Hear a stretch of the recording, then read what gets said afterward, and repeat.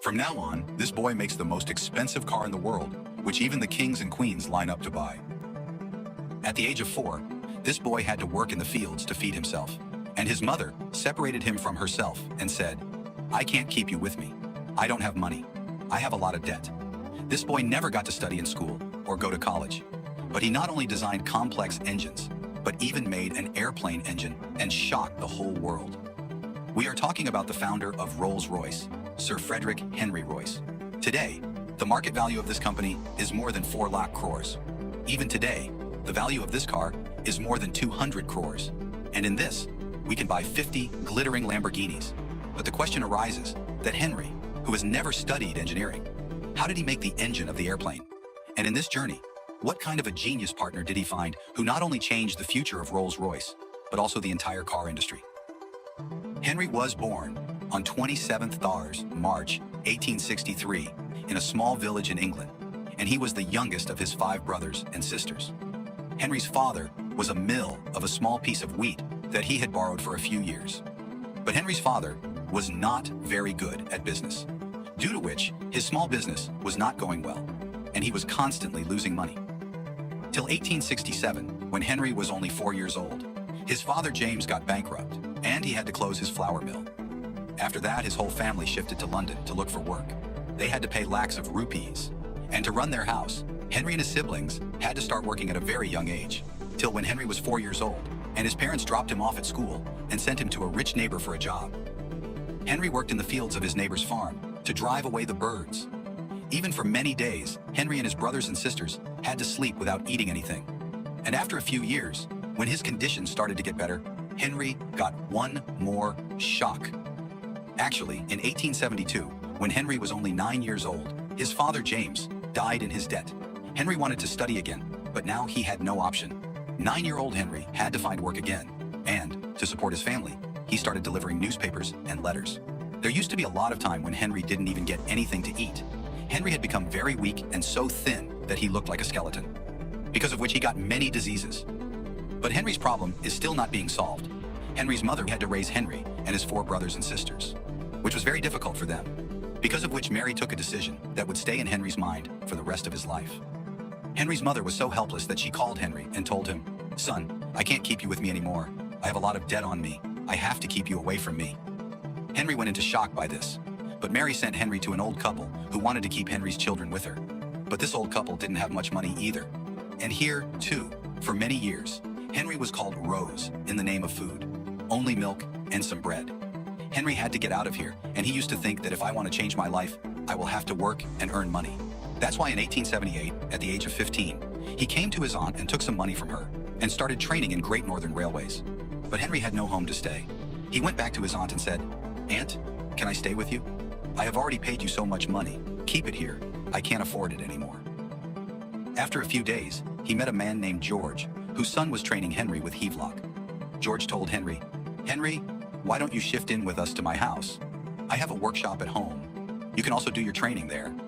Henry used to work during the day, and at night he learned about many new engines and tools with George, which would be very useful to him in the future. Everything was going well. One more problem came in front of Henry.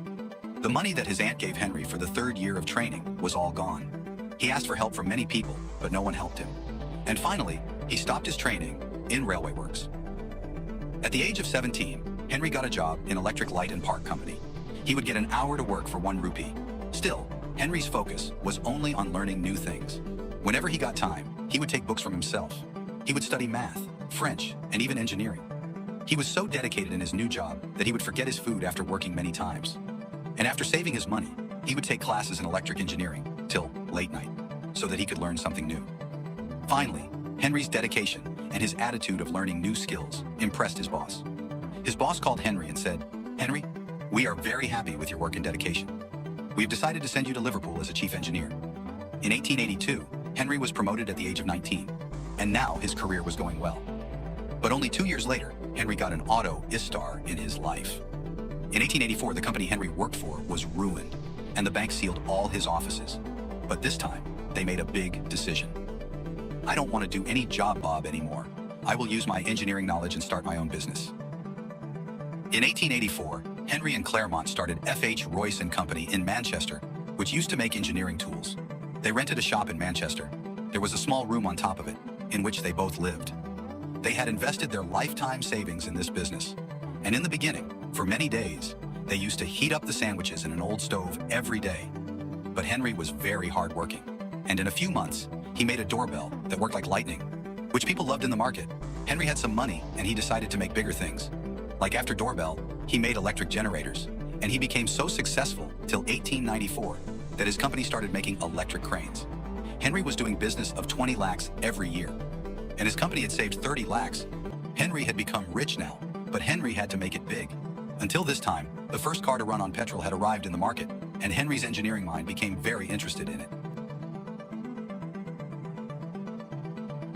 In 1901, Henry bought his first car, which was called the DD. But as soon as Henry took it home, it didn't start again. The next day, Henry started repairing it. After opening this car, Henry didn't like its design. So Henry used his skills to open the whole car from the back and rebuild it. He even upgraded its engine. But this car was so useless that even after so much effort, it didn't meet Henry's expectations. Henry left the car there and said to himself, "It's better than upgrading this crappy car. I will make my own car, which is the best in the world." When Henry told this idea to his colleagues, they started laughing. They said to Henry, "Henry, what are you doing? You are leaving your good and bad business. Why are you going into any other business?" But it didn't matter to Henry. His next target was only a car. Henry didn't know that this decision of his would change the entire car industry forever. And even his car would become a status symbol in the future, for which even kings would be in line. Henry's first target was to make his own car engine. And only after 2 years, in 1903, Henry made his own petrol engine. People thought that this man who never went to school, how was he making a car engine, leaving behind the big engineers? But Henry's dedication was on a different level. And only after 1 year of making a car engine, in 1904, Henry made his own car in a small corner of his workshop, which was better than any car in the market at that time. And he named it the Royce 10. Henry made 3 models of the Royce 10, one of which he kept with him, one he gave to his partner Claremont, and the third car he sold to a businessman, Henry Edmunds. Henry Edmunds liked this Royce car so much that he showed this car to his friend Charles Rolls, who said, "Who has made this car?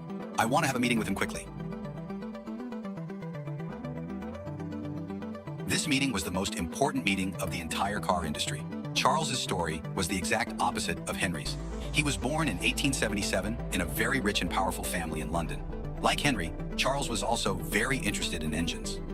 He used to open all the engines of the house from childhood, and he would become so dirty that his friends called him Dirty Rolls. Because of Charles's interest, his parents sent him to one of the best engineering colleges in the world, Trinity, from where Charles studied mechanical engineering.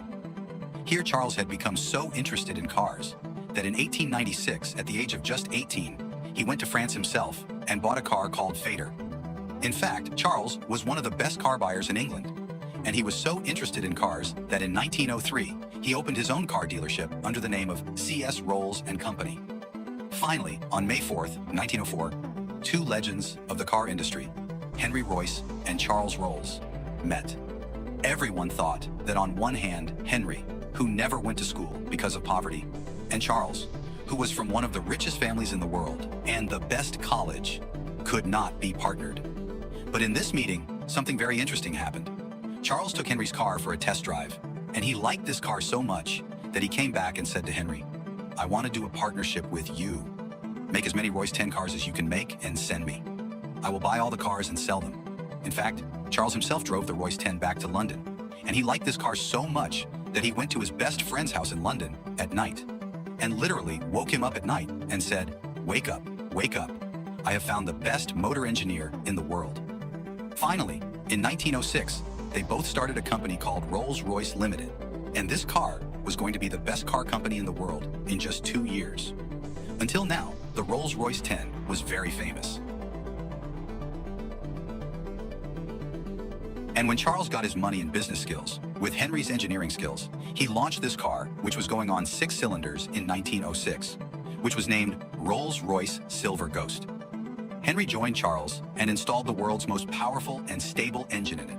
To prove how stable the engine is, he put a water glass on the engine of the car and drove it at a speed of up to a lot of miles. And when this car stopped, everyone was shocked because not a drop of water fell out of the glass. After this incident, This car was declared the best car in the world. In 1907, due to its design and reliability, it won many awards, and even Raja Maharaja started to line up to buy this car. But Henry still had a childhood wound in his heart, and he was not satisfied. He still had to make Rolls Royce better. He was used to it from the beginning. He kept pushing his limits. And even after being so successful, he worked so hard that he forgot to eat dinner many times, and he ignored his bad health. Henry's focus was always on best engineering and design. He even said that whatever you do, you should aim to achieve perfection in it. And even if something is already the best, you should keep working on it and make it even better. In fact, Rolls Royce still follows this principle of Henry. And even that, it takes 6 months to make a Rolls Royce car. And the most shocking thing is that there is only one man in the world who hand paints the pinstripes in Rolls Royce's car. As the year 1921 came, Rolls Royce's demand increased so much that the waiting period for their delivery. Everything was going well, but then Henry's life came to another tragedy. Henry's partner Charles liked airplanes a lot too. He had bought a plane to go to aviation and had flown it more than 200 times. Even Charles was the first man to cross the English Channel in 1910. He suggested Henry to make an airplane engine, but Henry did not agree. In 1910, Charles's plane crashed during an air show, and he died in it. In fact, Charles was the first man in England to die in a plane crash. Henry was shocked. He was very lonely without Charles. But still, Henry did not leave his principles behind. Always think of your best, perfection, and nothing else. This was Henry's working principle.